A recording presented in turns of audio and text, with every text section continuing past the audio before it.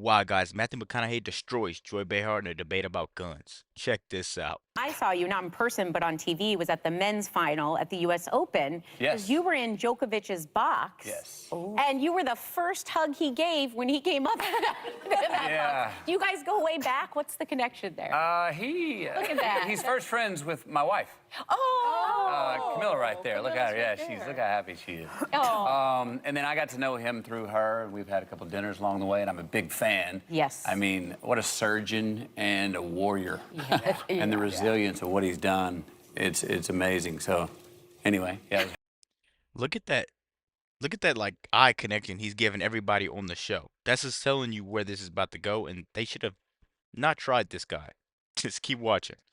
I was happy to be in his box. Got to sit behind his parents, which was really awesome to see them when he brings them up and where they started. Anti-vaxxer? I believe An anti-vaxxer? I believe so, yeah. Just saying. Way to bring it down, but Joy. you I'm were, just kidding.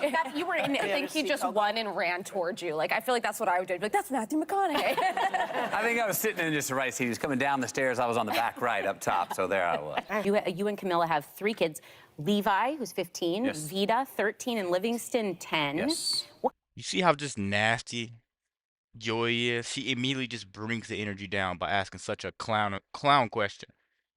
But it's weird that the people that ask these questions are the ones that they keep on the show. These guests, you don't see them every week.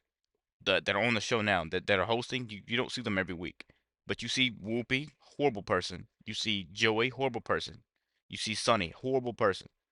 Anybody that try to keep the show kind of positive, they don't allow it. They follow off this script and they just ask these nasty questions. If I'm reading something and it's something that I gotta say that's crazy, dude, I'm throwing it away. I'm not saying it. Let's keep going, guys. What kind of dad are you?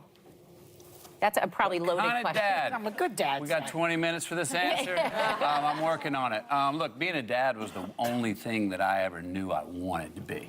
Oh. I knew that at 8 years old. I remember shaking hands with my dad's friend who he would introduce me to, and he was a big sirs and ma'ams man.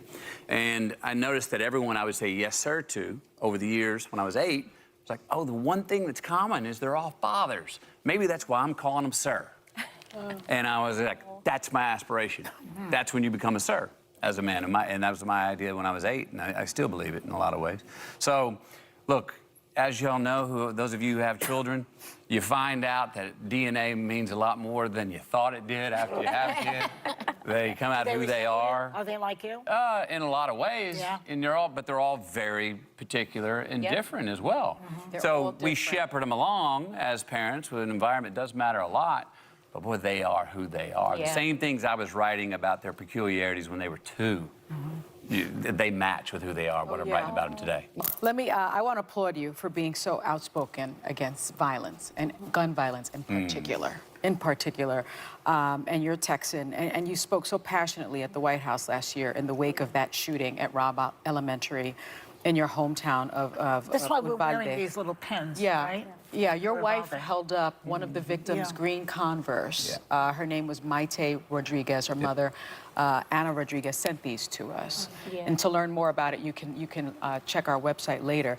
But I remember that you and your wife were very involved there. And now you have launched the Green Lights Grant Initiative to help make schools safer. Yes. Please tell us about that. Thank you for the opportunity to. So what we found out after what happened at Robb Elementary and many other schools, the first bill was passed in 30 years to help make schools safer, Bipartisan Safer Communities Act, billions of dollars to safen schools. What I find out months after the bill's been passed is that very few applications are going in from the school districts. And for those that are applying, very few are getting granted and awarded. So the money's still there. And we're like, wait, where's the gap? Well, we found out that these superintendents that have to fill out these grants to the government. A lot of them are driving the school bus and they're the PE teacher, and this grant process is 50 pages and it's intimidating. Wow. And I don't know about y'all, but I have trouble making it through filling a custom card out without having to scratch stuff out. It is intimidating, so they don't have the expertise at the time. The government wants these grants to be filed. They want to spend the money. It's use it or lose it money. And if we don't spend that money that the government has by 2026, it could be reallocated. In 2021, you considered to run for governor of the state of Texas. Do you think political office is in your future? Can you see that? If it's where I would deem myself to be most useful, Yeah. yes.